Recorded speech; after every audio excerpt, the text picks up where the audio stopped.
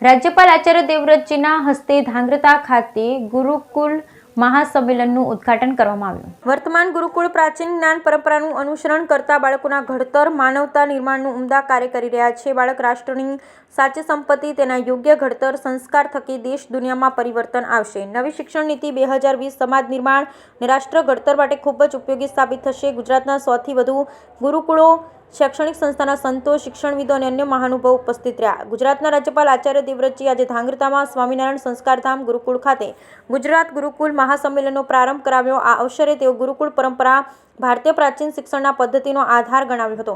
રાજ્યપાલ આચાર્ય દેવવ્રતજી અધ્યક્ષીય પ્રવચનમાં કહ્યું કે પ્રાચીન ભારતીય ગુરુકુળમાં બાળકોનો સર્વાંગી વિકાસ થતો હતો। બાળકનું એક તપસ્વીની જેમ ઘડતર કરવામાં આવતું। બાળક એક રાષ્ટ્રની સાચી સંપત્તિ છે। તેનું ઘડતર અને તેને સંસ્કારિત કરવાથી પરિવાર, સમાજ, દેશ અને દુનિયામાં પરિવર્તન આવશે।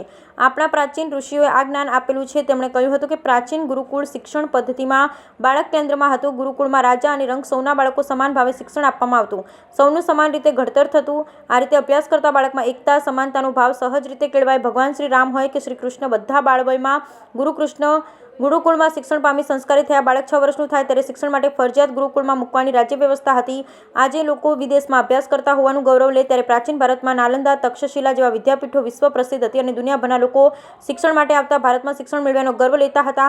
રાજ્યપાલ ભારતના આ પ્રાચીન શિક્ષણ પદ્ધતિ જનમાનસ સુધી પહોંચાડવા ગુજરાત ગુરુકુળ મહાસંમેલને સુંદર પહેલ ગણાવી। આપણા પર રાજ કરી ગુલામો પેદા કરવાનું કાર્ય હતું, પરંતુ આજે વડાપ્રધાન નરેન્દ્રભાઈ મોદીના નેતૃત્વમાં ઘડાયેલી નવી શિક્ષણ નીતિ 2020 સમાજ નિર્માણ અને રાષ્ટ્ર ઘડતર માટે ખૂબ જ ઉપયોગી સાબિત થશે એવો વિશ્વાસ તેમણે વ્યક્ત કર્યો। કાર્યક્રમમાં પાંચજન્યના સંપાદક હિતેશ શંકરે સમગ્ર મહાસંમેલનની સંકલ્પના સ્પષ્ટ કરી હતી। આ સાથે તેમણે ગુરુકુળ તેમજ ગુરુ શિષ્ય પરંપરાને ભારતીય જ્ઞાનના આધારરૂપ ગણાવી। જ્યારે સ્વામિનારાયણ સંસ્કારધામ ગુરુકુળ ધાંગ્રધાના સ્થાપક પરમ પૂજ્ય રામકૃષ્ણદાસજી સ્વામીએ સ્વાગત પ્રવચન કર્યું। ભારત પ્રકાશન લિમિટેડ દિલ્હી અને પાંચજન્ય સાપ્તાહિક દ્વારા આયોજિત આ મહાસંમેલનમાં ભારત પ્રકાશન લીના નિદેશક વ્રજ બિહારીજી વડતાલ, ગુરુકુળના અધ્યક્ષ દેવપ્રકાશ દાસજી, ધારાસભ્ય પ્રકાશભાઈ વરમોરા, જિલ્લા કલેક્ટર ડોક્ટર રાજેન્દ્રકુમાર પટેલ, જિલ્લા વિકાસ અધિકારી, પોલીસ મહાનિરીક્ષક અગ્રણી મુકેશભાઈ નારાયણભાઈ ખોલિયા, ગુજરાતના 100થી પણ વધારે ગુરુકુળ, શૈક્ષણિક સંસ્થાના સંતો, શિક્ષણવિદો, અન્ય મહાનુભાવો ઉપસ્થિત રહ્યા હતા। ઉલ્લેખનીય છે કે સમાજમાં ભારતીય સંસ્કૃતિ અને તત્વજ્ઞાનને પ્રોત્સાહન આપવા રામનવમીના પાવન દિવસે ધાંગ્રધા શ્રી સ્વામિનારાયણ સંસ્કારધામ ગુરુકુળ ખાતે ગુજરાત ગુરુકુલ મહાસંમેલનનું આયોજન કરવામાં આવ્યું। Bureau report Hitesh Rajpara. સ્વામિનારાયણ ભગવાનની જય। આજે સૌથી ઉત્તમ વાત છે અમારા ઈષ્ટદેવ સર્વાવતારી ભગવાન સ્વામિનારાયણ મહાપ્રભુનો 244મો પ્રાગટ્યોત્સવ છે। એ પ્રસંગે ખાસ કરીને ગુજરાત ગુરુકુલ મહાસંમેલન 2025નું આયોજન જ્યારે અહીંયા આ સંસ્થામાં થઈ રહ્યું છે, ચાલી રહ્યું છે। સંસ્થાના સંસ્થાપક રામકૃષ્ણદાસજી સ્વામી